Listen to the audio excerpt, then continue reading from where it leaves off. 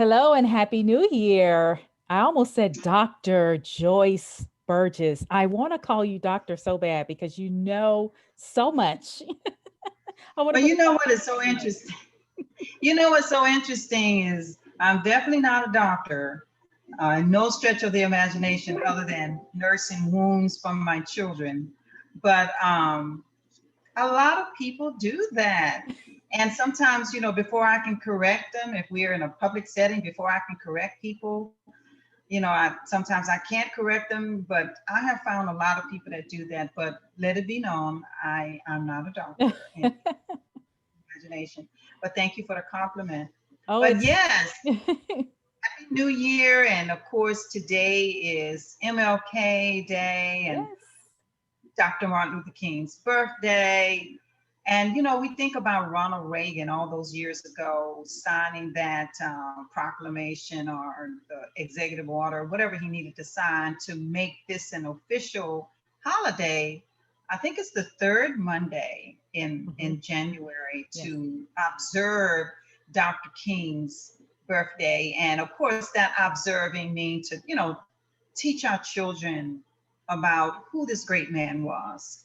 And I think we were talking before our recording, we were just talking about, in our house, we listen like you, Angela, we listen to the speeches. Yes. And one of my favorite speeches, of course, is I Have a Dream. Yes. And every time I hear that speech, that is one of the most riveting and most powerful speeches. I don't think I've ever heard a speech from anybody that's moved me, maybe Mhm. except Christ's speech on the Mount of Yeah. Olives. Okay. But I've never heard a speech that moves me so to tears. Mhm. And, so do you think that's still effective for today? What do It you is think? it is definitely so effective still today. He says 100 years later, we're still in the same place. I feel like that especially in light of most recent events that yes, we've come so far. We're getting ready to inaugurate tomorrow the first African American, Asian American, Indian American vice president of the United States. Oh, and it's so much to celebrate. We've had the first black president, so much to celebrate because we've come so far, but yet we're still so much further than where I thought we would be by 2021, right? Yeah. So it's bittersweet for me. It's moving, and yes, we shall overcome, but I feel like we're still overcoming, and we're in a battle today for our rights and freedoms, just as much as we have had to be, our ancestors have had to been in the past. They fought, now we're fighting for certain things. So, but it's a good opportunity, Joyce, to bring our children in on the conversation. I know It my really is. yes, It yes, it's a is. perfect opportunity to me. So we And we use it as a should bring teaching our, moment. Yeah.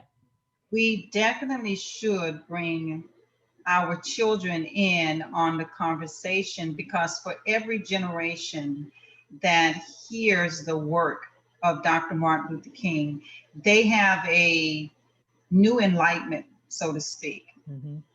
But sometimes the other part of the wing that you're talking about, have we really, how far have we come? How far? But the other part of the wing is as a people, as an African American people, do we really appreciate the sacrifice and who this great man was and his teachings? Hmm. Do we embrace those teachings to make us better?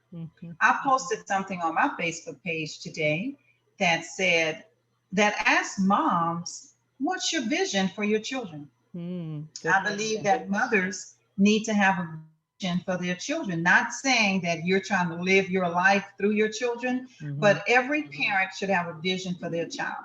Dr. Martin Luther King Jr. had a vision for his children. He had a dream. And he said that dream was that my four children would not be judged, no, that they would be judged, that his four children would be judged by the content of their character, but not by the color of their skin, but by the Exactly. content of their character. Exactly. And there was something else I saw, I think it was George Washington Carver who said, you know, it's past the color of your skin. It's all about who you are, and it's all about character. Yes, And I think it was George Washington Carver who said that as well. So we have to continue to teach these lessons to our children and to have them join in the conversation. You'd be surprised at some of the things they'd say. absolutely. You would. But hey, what are we talking about today for Ah, parents as teachers at home? so Path. so first of all, let me say we completed our 12 weeks. Yay. But Yes, we yes. decided feedback was so wonderful that we wanted to just Joyce and I on our own just wanted to continue what we built and continue to bring that knowledge out, because she's got 30 years worth of stuff, y'all. So I'm going to keep asking her questions as long as she'll come on here and I can press record and she'll talk. I'm going to keep doing this thing, right? So it's just so wonderful. If for me, if not for you, it's wonderful for me. So, but the parents are becoming more engaged. We're getting kids online on Saturdays with the hour of code that we're going to keep going. It's just a lot of stuff going on. So I'm so excited that we're going to continue this path program. And so, first phase, the first 12 weeks, we were laying the foundation. Just if you're new to homeschooling or just even uh, distance learning your child at home, we gave you 12 weeks of a foundation of just solid curriculum, things to do, ideas to kind of get you Mhm, started. Now, in this mhm. next phase, we're going to start talking about establishing a routine with all that information that we fire hosed you with the last 12 weeks. Now we're going to get Yes, into establishing a routine with your homeschool and how you sort out all that stuff we gave you, how you sort it out and how you make it work for you on a day-to-day basis. So, exactly. And that's what PATH is all about. Parents as teachers at home. That's what PATH is all about. You're on a path to creating excellent students. But you know what? You're even on a greater path to creating an excellent home environment. PATH can engender so many things because education is maybe academics, shall I say, academics is probably about 30% of your homeschool environment. I remember my mentor in homeschooling, and I remember calling her one day and I was crying my eyes out. I said, I just don't know how I'm going to make this. I am tired. I'm not the smartest uh, color in the box. So help me. And she said, Joyce. And I said, seriously, this is really overwhelming. yes. I'm exhausted. I get up early in the morning and I don't go to bed the same day. I get up. One of my goals as a homeschool mom was to go to bed the same day that I Wow. get up. And that Wow. wasn't happening for me. And so she said, Joyce, just relax. And all the time she's saying relax, I can't imagine what that word even meant. Yeah. Relax. Yeah. Relax Yeah. how? Yeah. Is that even a word? Yeah. Is there such a word as relax? Yeah. And she said, just relax. Homeschooling is just a part of your life. Hmm. What freedom. Hmm. I felt like a load had been lifted off my back. I'm like, she said, homeschooling is just a part of your life. Just Hmm. relax. It's not the whole pie. Hmm. Hmm. And so I just began from that point to say, you know what?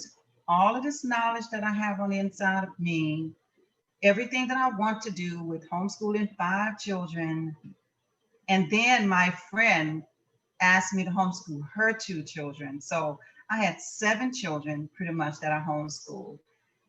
And I had this thing, oh, where do I teach them? Where do I teach these children? Hmm. What do I teach these children? You ever heard the song, oh, where can my little dog be? I Hmm. was like, oh, where do I teach these kids? Hmm. And so one of the things that we are going to share with you today is your culture as a family. You know, what is the tone of your family? I know we can set schedules, but routine is better than a schedule. And so if you're ready to go ahead and get started with this, Angela, unless you have something else you want to say, I'm going to go ahead and just dive on in here and help these parents to create a routine.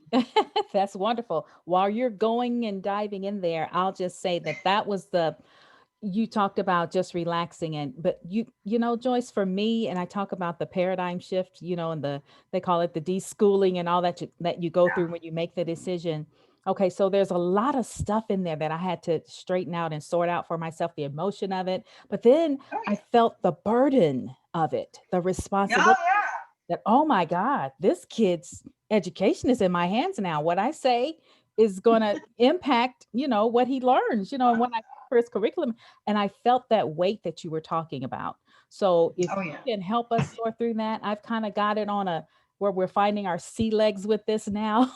But it took a lot on yes, my part to just be patient enough to weed through the information. It's so much information out there, and what's so good for much your kid, information. and how do you parse this piece and that piece, because I couldn't find a one size fits all. So I had to go with the hybrid of everything. So I'll talk about Yeah. that, but I'll let you start first, and then I'll tell you kind of Okay, how I'm. and just dive in where you feel you need to. And I hope this, if this doesn't speak to you, parents, then in the feed, I know this here is it's going to be a replay for you on Wednesday. So just say something in the comments, and we will be monitoring these comments to see if to make sure that we kind of give you an answer for your question. But if this is not speaking to you, then just let us know. But we just here, to be honest with you, we're just here sharing my 30 years of experience as a homeschool mom. Angela sharing her experience thus far. And I feel like this: if you've been homeschooling for more than 2 months, you're an expert. Wow. Because by that time, you know what your child needs, and your child has definitely been verbal with you as to their needs Exactly. regarding everything, learning what they want to eat, when they want to go to bed. So we're just going to dive in here. I created a routine, and this is what my routine looked like. Now, a routine can be mental, it can be spiritual, and it can also be physical. So I think what I'm going to share with you first is the physical aspect of a routine. I encourage parents to find a nice area for you and your children to work. That could be a kitchen table, which I love the kitchen table. The only problem with that for me and my family was I like everything to have its own place or its own function. If a kitchen table for me is the kitchen table, then that's where we eat. So that's what Wow. I like. So what I ended up doing was I took my washroom, believe it. A washroom was a 12 by 12 room with the washing machine in there, but it had a wall of books. Of not books, I'm sorry, it was a bookshelf on the wall. So what I did was my husband and I went out and got plywood and boxes, and we created tables from plywood. And in my girls' bedroom, there were two closets. And I wanted to open up their bedroom because there were three girls in one bedroom. I took the doors off of the closets. Wow. And I used the boxes that my husband and I had gone out to get, and I put those doors across the boxes, and I made three tables in that washroom against the wall. And Wow. one was served as a desk for me, and the other two served as workspace for my children. I used a large table. As I said, this can provide space for up to about 6 kids. Are you still here, Angela? I'm still here. I'm just giving you the spotlight. Oh, anyway, I just wanted to, and because we all see that pretty picture of her. Each child would have their own workspace. In the center of the table, you may place essential learning tools like extra pencils, a dictionary, a wall map of our country, or even a wall map of your state. But you adapt this to what fits your atmosphere, whatever that is. You may have a kitchen table that's huge, and you may want to use that for teaching, or you may have this room that you can create for your learning center. You can use that, or you may have a den. Whatever works for your family is what you should do. Use curriculum textbooks. I always use textbooks. Now, this was during the late 80s and 90s. And so the computer aspect of learning as we see it today, the digital and all this technology, that was not there in the form that is in today. So I use textbooks, and I still recommend using textbooks, even if I had to homeschool now, and we're looking at homeschooling grandchildren. I probably would use textbooks at least 60%, and then of course use online studies. I would integrate the two. So as a routine from a physical perspective, I use textbooks or workbooks or practice skill sheets to accommodate my children. Let the curriculum work for you and you not work for the curriculum. Moms, dads, if you can't understand the curriculum, if you can't teach it, then your children are not going to learn anything. Remember, less is more. Education is built little by little. I also gave many lessons. If there was a math drill sheet of 100 addition problems, some children can do 100 addition problems in, say, 2 minutes, but some children cannot. So I would cut that sheet in half where there were only 50, and I would give that to the child who needed a little bit more attention. Many lessons allow them to stay focused to create small accomplishments. Break the lessons into smaller ones, but be consistent in order to see the progress of your students. So that's one routine that I did where, and this could be related to anything. It doesn't just have to be math. It could be language. It could be reading. Sometimes if we have a full reading, maybe a page of reading, you may want to cut that story in half and just read maybe about 2 or 3 or 4 paragraphs of the story and then ask comprehension questions so that the child doesn't feel overwhelmed. Find your family's flow. Your schedule and your routine should fit your family's lifestyle. I say that over and over. You should not want to be like another family. You shouldn't want to do it like, especially those of you who are in co-ops or you're in pods or you're in a support group. Don't try to do what another family is doing that's working for them. I'm not saying that we shouldn't glean from each other. We shouldn't assist each other, but find your family's flow, and using these methods of routine will help you find your family's flow. A routine is what our family focused on more than a schedule. Schedules are great. I use them. However, they can be very demanding. You can be, and sometimes that can wear you out more than anything. I just got to stick to the schedule. I got to stick to the schedule. When you're creating that routine, and I know it's like, what's the difference? Can you think of a difference between a schedule and a routine, Angela? A schedule to me, and this is just my definition because you just asked me this on the spot. A schedule would be more focused on a timed event, timed or calendar event. Routine is just something you do over and over again in a systematic type of way, but may not be attached to a time or calendar or clock, etc. That's Right, just my right, definition. Yeah. right, exactly. And a routine, what I want parents to realize is a routine flows with your family. It flows with your family lifestyle. Take a look at your routine. This is what I ask parents. Take a look at your routine. What time do you rise in the morning? What chores do you do, before breakfast? Do you allow your children to do chores before breakfast? We had a routine to where at least take 15 minutes to take care of your room, fix your bed, tidy up your whatever needed to be tidy up to so when the children came back to their room, they'd have a good looking, a nice space to come back to instead of a disheveled bed. Mary Kay, we all know who Mary Kay is. She says, take 1 minute and fix your bed. And I've done that before, and you can definitely fix a bed in 1 minute. So, it's like that's the routine. The schedule was 1 minute, but the routine was to fix it every morning. That's the routine. Mm-hmm. And so it's like you want your children to do that. Then you want your children to get that hygiene time. Oh gosh, there's this man who created There's this movie called Cheaper by the Dozen. I don't know if you've ever seen it, Yes. but it was so funny because he trained his children to take a shower. I think it was a 2-minute shower.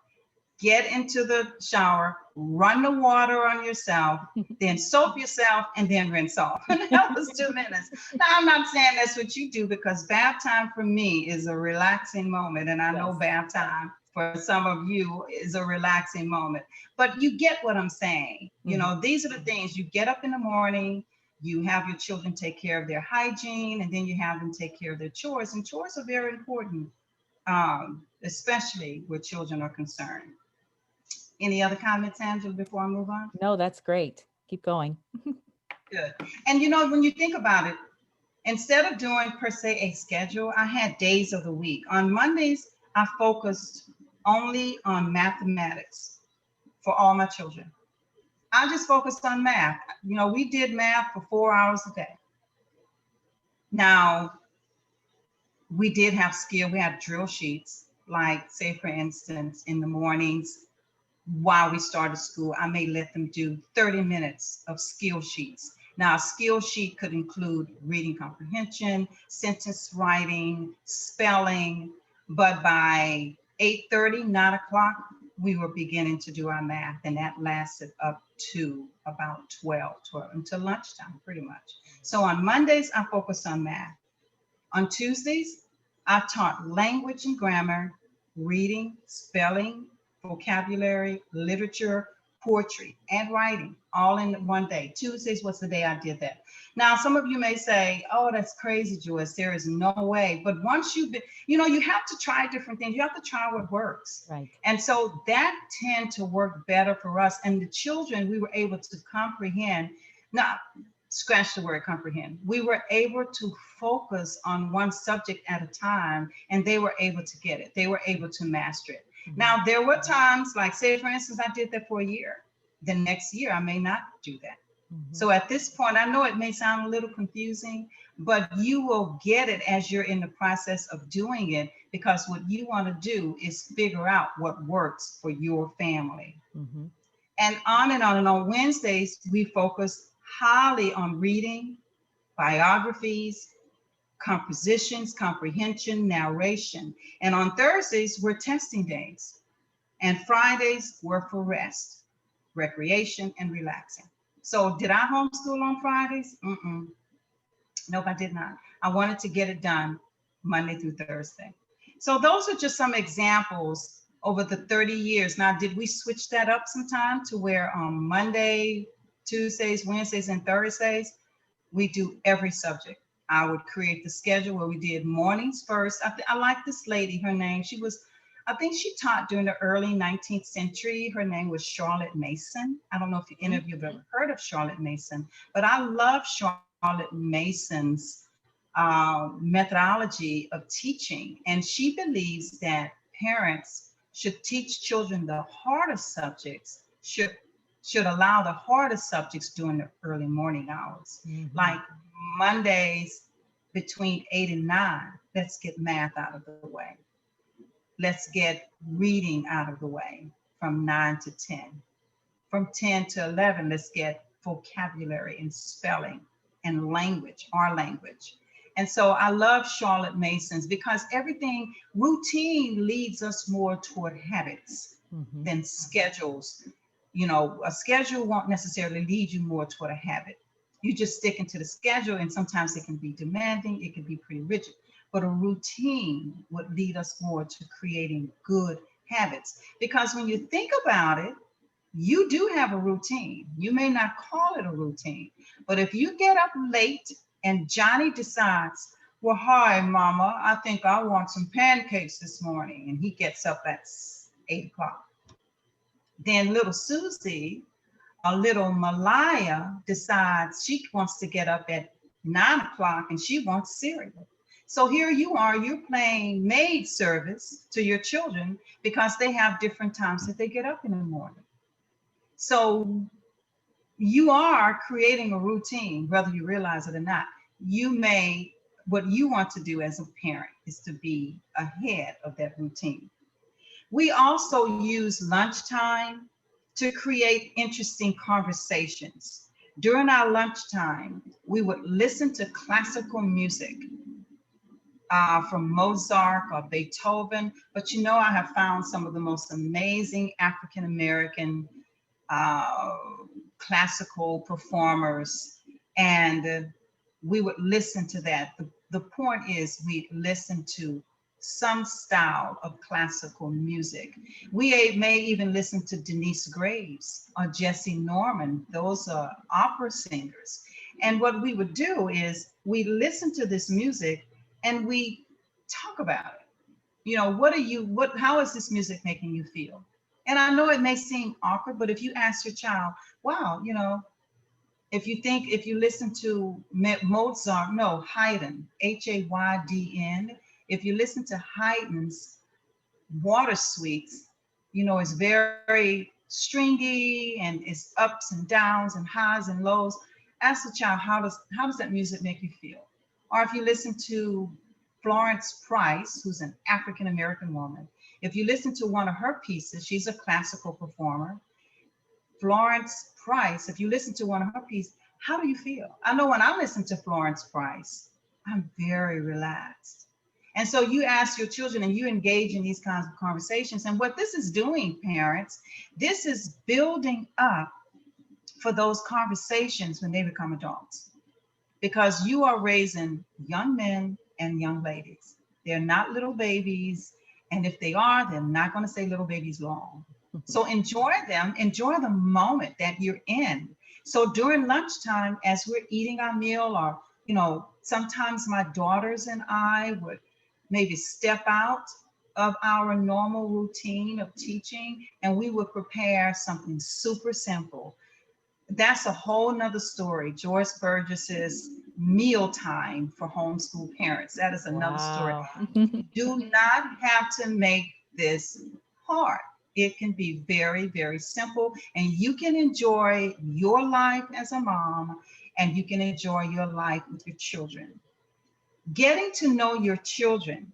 Academics, as I said earlier, is only about 30% of a child's whole learning. I mean, all it's only about 30% of your whole homeschool environment. Knowing who your children are individually is crucial, even more so nowadays, as we know with everything that we're dealing with, having to explain things to our children. Remember, academics is only 30%. It's so important that you get to know your child. Talk to them. Embrace your children. How many of you have embraced your child? How many of you embrace your children every day? When I talk to my older children, good for you, I Angela. do. How many of you tell your children, I love you every day? Whenever my grown children and I talk on the phone, and I talk to all of my children at least once, twice, sometimes 3 times a week, every last one of them, we end the phone call, and they're usually the first ones to say it. I love you, mama. I'll talk to you tomorrow. And I say, I love you too. And you know, we don't do like love you, because love you can be so general, you know? We say, I love you, mama, or I love you, daddy. You know, I remember one time we were out at one of my daughter's birthdays, and the young lady who was having a birthday party saw her mother, rather, saw my husband talking to my 3 daughters. And one of them was on one shoulder, the other was on another shoulder, and one was sitting in my husband's lap, one of our daughters. And the mother asked, she said, are your girls like that all the time with their dad? And here I am. What are you talking about? She said, the way they are with him, they're so affectionate. I said, yeah, that's just normal for them. They love their dad, you know? So we need to say, I love you often. We need to embrace our children often, especially as we begin to teach them these hard lessons. And sometimes our children are going to think as moms that we're so mean, because sometimes when a child just doesn't get it, it can be very irritating. Don't you get it? 2 + 2 is 4. Can't you see that? 2 fingers here, 4 fingers all together. Sometimes they just don't get it. And in our presentation to them, teaching them, especially when they're young, 6, 5 years old, we can seem very mean. But at lunchtime or at dinner time, for you to embrace that child, or for you to tell that child, I love you, that that balances it out. Spend time with your children. This is all routine. We talked about the physical aspect of routine. Now we're talking about the mental aspect of routine. Spend time with your children. I love Susanna Wesley. If many of you haven't heard of Susanna Wesley was John and Charles Wesley's mother of the Methodist Church. John Wesley. Charles Wesley was a songwriter of the Methodist Church. John Wesley was a minister. Susanna Wesley taught her children, and she spent time with each of her children every day, with each of them. I give you an example. I have the 5 children, and then I have those 2 bonus children. Mondays, Tuesday, Wednesday, Thursday, Friday, each of my children has the day of the week. Now, I pray for them every day, but each of them has that specific day that I pray for them specifically. I pray for their families. I pray for their husband, their spouses, pray for their children. I call it one of my daughter's name is Candace. So I said, we're praying for the Candace Burgess family today. And we call out things that she has specifically said. She's third born, so on Wednesdays, and we start on Mondays. We say Monday is the first day. Not being religious, I know what the first day of the week is, but we use Monday, and we say Wednesday is the Candace Burgess family prayer day. And so we may ask her, hey, sweetie, we're praying for you. You know, that's your day. We pray for you. What is it you? And she may say things that, Mom, please agree with me on this. And so then I have those 2 bonus children on weekends, Saturday and Sunday, that we pray for them and their families. And so it's like, as a parent's heart is turned toward the children, then the children's heart, that's a promise, will be Yes. turned. Sometimes parents wonder why my children don't call me, or why my children are not reaching out to me, or why my child is in his room with the door closed and want nothing to do with me. They don't talk to me.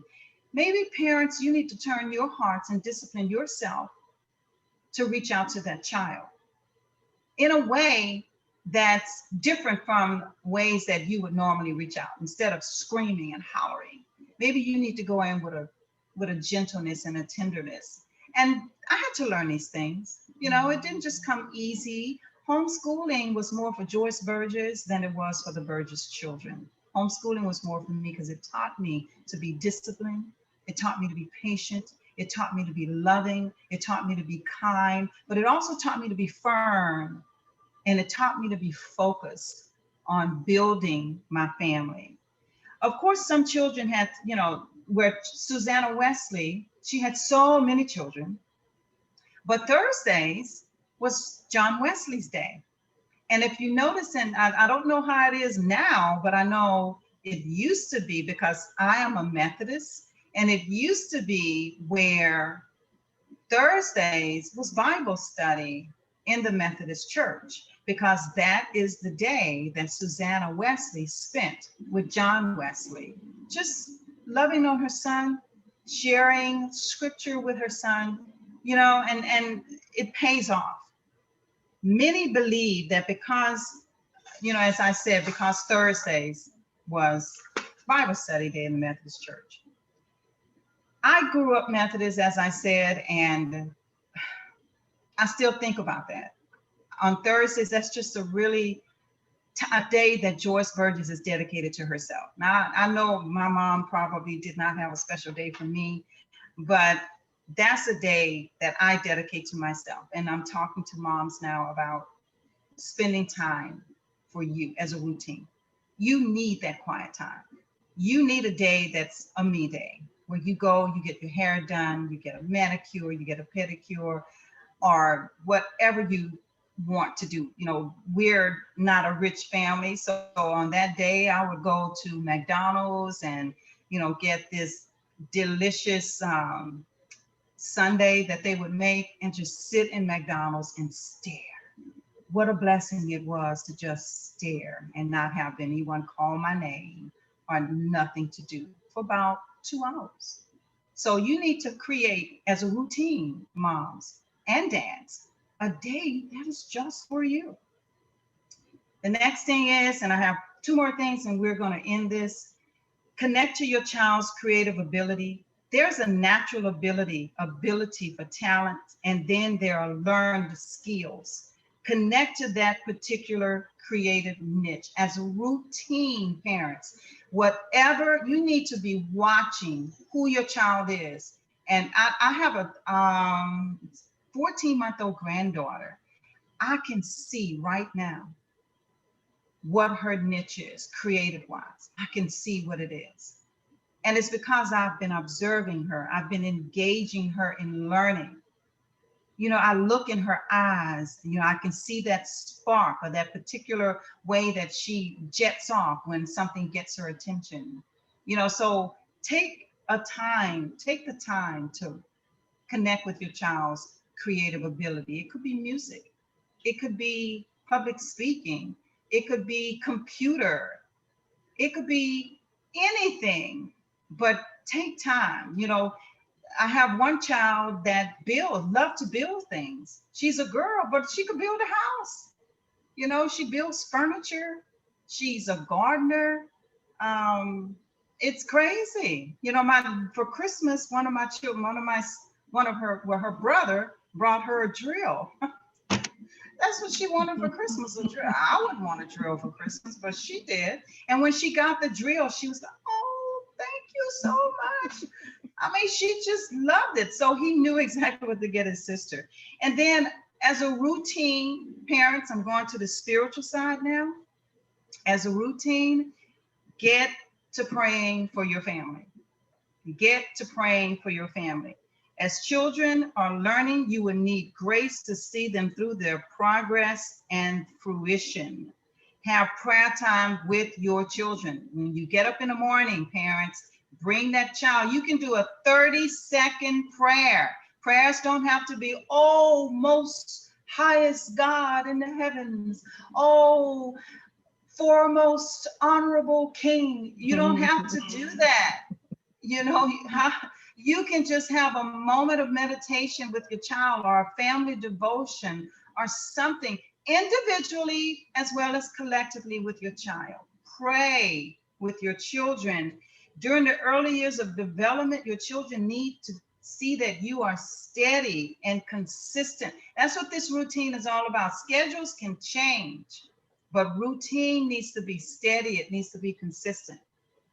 Let patience be in your heart. Let patience be painted right above your forehead to where you see that all the time. I got to be patient. I got to be patient. And then you are growing from this. I have gained so much as a homeschool mom. Be slow, slow down your lifestyle. Don't be hasty. Take time with your children because they grow up fast. I didn't talk about routine. I didn't talk about fitness, actually doing some exercises with those children. But, that's the routine that you need to create. Remember, I said academics is only 30%. You can do that, but just create a routine. We didn't even talk about chores per se around the house, like laundry, dishes. If you have to buy paper plates and use paper plates, get the pretty ones though. But seriously, if you have to do that, do it. It's not about the plate or the fork. It's about spending time together. And then on Sundays, when you have the Sunday dinner, then you can lay out the china. I'm not a big paper plate person myself, but if that's what you have to use, paper cups, and then get cups and put children's names on it. So they use that cup all day, every day. And then throw it out after about 3 or 4, get another cup, because I'm not a big fan of plastics. But seriously, this is what you can do. This is routine. And I know there's so much I left off. There's so much I left off, but a few creative ideas to incorporate into your homeschool routine. Keep it fun and keep it exciting. You can do things like hold a cooking class 2 or 3 times a week. All kids need to learn how to cook. Create your own art gallery in your house. We have an art gallery in our house. You know, you think about, you go into museums and you see the pictures of different families that are not here today. Create your family museum in your house. Find a wall in your house, and this is the family museum. We have all of that. Maybe I need to show it to y'all one day. You know, sometimes take your lessons outside as a routine, especially, you know, reading. Take it outside, sit under a tree, have a picnic during the lunch hour. And lastly, you know, go hiking. Just take a day. That's what we did on Fridays, Angela. When I Mm, say we didn't do school on Fridays, right. that's what we did. We'd go hiking, or we go to a, nowadays you have to be careful, but you know, we would go out of the house on Mm-hmm, Fridays. mm-hmm, mm-hmm. Awesome. Yeah. Awesome. All good stuff. Wow. See, so you guys know that as you're watching, when I put her on spotlight, she just rolls. She just goes for it. I love it. I just like to sit back with you guys and just be a little student, with my pen and paper and just take notes while she just goes. So thank you. That was just wonderful, Joyce. You said so many things Oh, that I wanted to kind of talk about, but I'm not going to do that because we don't have time. But you just laid out everything beautiful. You gave me so many nuggets to just kind of ease my mind and let me know that I'm in the right space with what I'm doing with my child. Every yeah, child is different. I'm sure if I had another kid, that routine with them would be totally different than what I'm doing with Dorian here. So absolutely. That's another thing too, Angela. No routine for one child may not be work for the next child. right, right. And how he and I work together is just, Hmm. that works for us. It may not work for every homeschool parent, right? As as a general rule.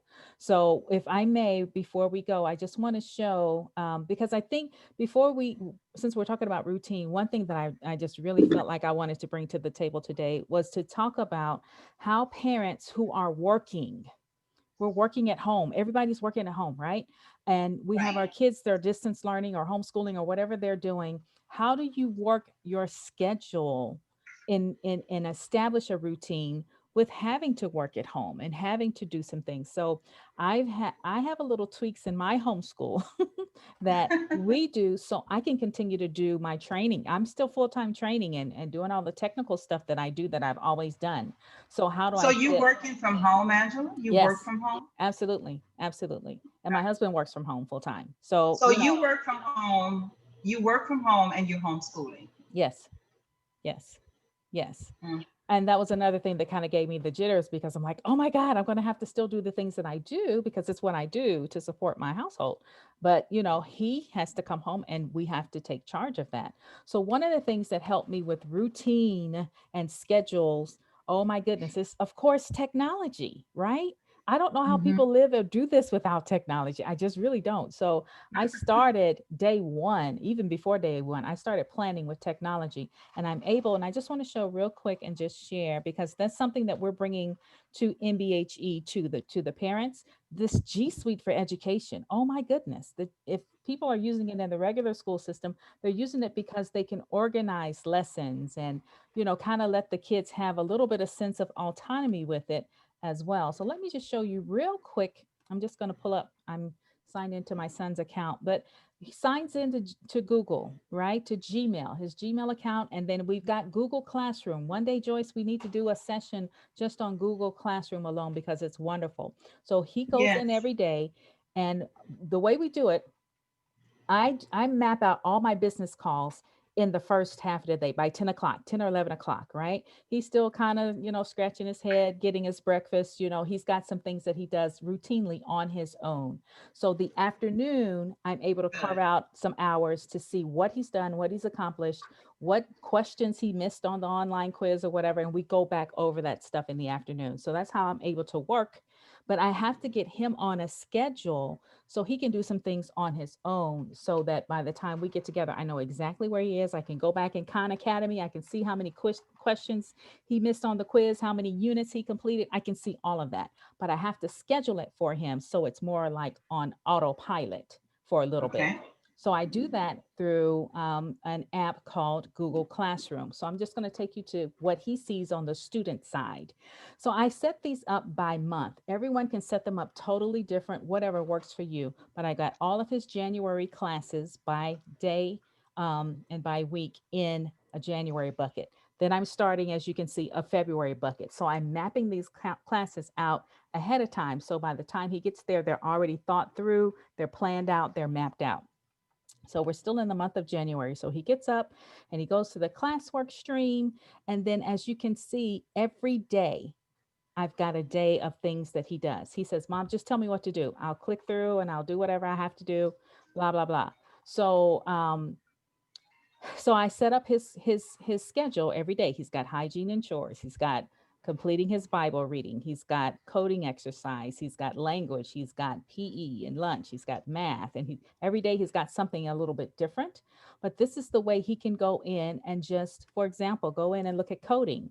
And I have his coding assignment posted here. He knows exactly the link to go, the little app to do on his phone. It's kind of self-guiding. It teaches, and he does a little, and he lessons, and he at the end of the unit he's going to get a certificate. It's kind of what we did on Saturday, that little grasshopper app that I showed you guys. That's what he's doing for his coding lessons. I built that into his curriculum. So the days that I put that on his schedule, he knows to click it. He knows where the coding thing is. He'll do 15 minutes or so of it, and then he'll go to the next thing, language, arts, reading. I've got the links here. He goes right into that. He picks up with his next lesson.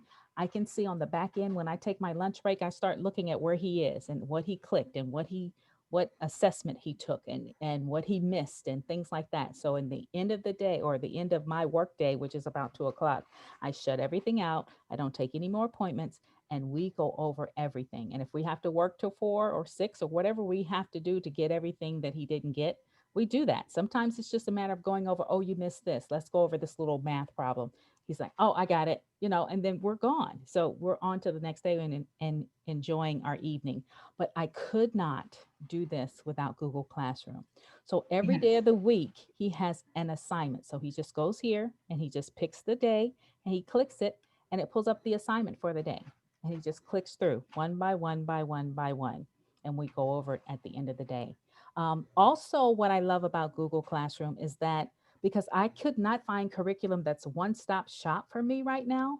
I'm pulling a little bit of Khan Academy, a little bit of Red Ink for language, a little bit of Joyce Burgess supplements for African American history, a little bit of coding, from certain apps and places. So I've got all of that kind of going on. But if I don't use something electronically to organize it, it's just going to be a hodgepodge of mess and confusion, and I can't track what he's accomplished, and I can't map out where he needs to be without this. But with this tool, I can say I want him to start him here in January. I map out the little lessons, for 30 days, and then February we look at where he needs to be for the next units. But this is the way I can go in and track it and keep up with his progress. At the end of the month, I'll close out what he's done, the topics that he covered, and those little grades or whatever that he gets for the month, and we go to the next month. This has been a godsend for me. So I just wanted to put that in there. That helps me be able to do my work in the day, and I know he's on track with everything he needs to do. And then, we come together at the, like late after lunch, and we sit down and go through everything, and we're good. We're good. Great, great. So Go you ahead. have that lunch chat too with your child. Yes, yes, Good. yes, That's important. absolutely. Absolutely. So anyway, just to That's want to always throw a plug in there for technology because it's a tool, right? And good. it helps me.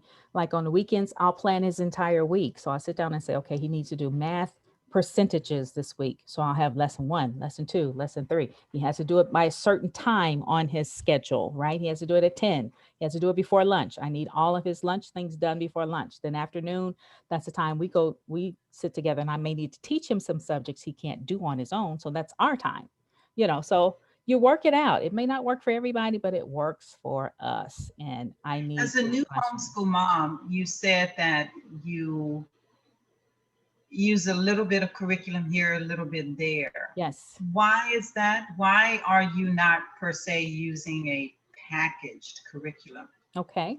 So for me, what I've seen with the packaged curriculum, there's certain things like, say, for example, there's certain subjects that I want him on par with the grade level subjects of what do you call it? Scope and sequence with his Scope and grade level sequence. at school. So there's certain things that he needs to learn as a sixth grader in math, right? Because if he ever tests SAT or whatever, I want to make sure he's getting those concepts. So the curriculum has to map toward those parameters for his math, right?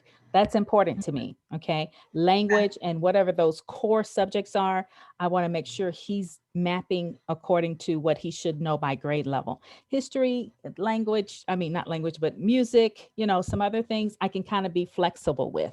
So I just kind of pull Mhm. some interesting subjects that he likes. Coding, I can kind of pull that in, you know, but that's why I'm here and there and a little bit of everywhere. Some things I want to map specifically toward the standards, and some things I just, because he's interested in it, he likes it, I pull it from certain resources, or I change it up or switch it up. So that's my Okay. approach. So as a mom, you pretty much curated your child's curriculum I had to and do you've it. not allowed, okay. I And had to do some it. moms do, you know, I called it a smorgasbord. Hmm. That's why it's important that in creating or curating curriculum, that parents, that you feel that you're interested in it. Yes. It's not something that something that's been just mandate, passed down to you, and you have the teacher's guides and Hmm. the teacher's recommendations, but that you actually find something that you're interested in so that you can teach your children. That's Yes. important. So routinely, as a part of your routine, Hmm. Angela, that's what you've done in curating your child's Yes, curriculum. and making sure he's hitting those core subjects that he needs to have, that he's required to have, but they may be from different sources. Say, for example, reading. I could get a big box of curriculum that has one-stop shop, but if he doesn't like doing the workbooks and answering the circling the verbs, and Right, he doesn't like that. He right, he may want to see something a video based. Oh, this is a verb. Let's go right, get the right. subject. Oh, can you Yeah. point to the subject? He likes that kind of stuff. So I got to find that to bring it in to get him interested. So that's a There's little so bit much out here and there. there. Yeah, yeah, yeah. So, There's so much out there. And with that, so I'm glad you shared your G Suite, your schedule with us as it relates to how you work your curriculum and your son's habits and routine rather and schedules within the G Suite. And that's something else that we will be discussing. Pretty much we discuss it and we put a little tidbit of the G Suite information and everything that we do. yes, But it's something. And the thing is, you will be successful. yeah, Don't, sometimes you do have to just take a pause at yes, homeschooling, yes, but you will yes. be successful if you're committed and dedicated and you have those first fundamentals about it. You will be dedicated to it, and you will be successful in the long run. Hmm. And Okay. that's what gave me peace, is finding our thing. It wasn't the one thing, but it was a combination of things that gave me peace and said, okay, because he's at one level on one thing, he's another level on another subject. And it's just, Oh, yeah. you So it's know, like your son is not per se sixth grade. right, He could be right. doing sixth grade work, seventh grade He's work, doing seventh grade work in some even areas. Hmm. ninth grade work. He could be doing second grade work. I Hmm. mean, it just all depends because as a routine, everything is tailored for the specific needs of the child. Yes, And that's why you don't do it according to how someone else is doing it. You find exactly, the routine that flows and works from your family's lifestyle. exactly. And I hope that these points that we've given you will help you to be bold and to be confident in your teaching and to just step right out there and say, you know what? I'm just going to do this. I'm going to get to the right people. Don't get me wrong. Hmm. Find the right people that bring out the best in you as a parent Hmm. so that you can ultimately bring out the best in your children. Hmm. So I hope Absolutely. that you've enjoyed our presentation on how to create a routine for your family.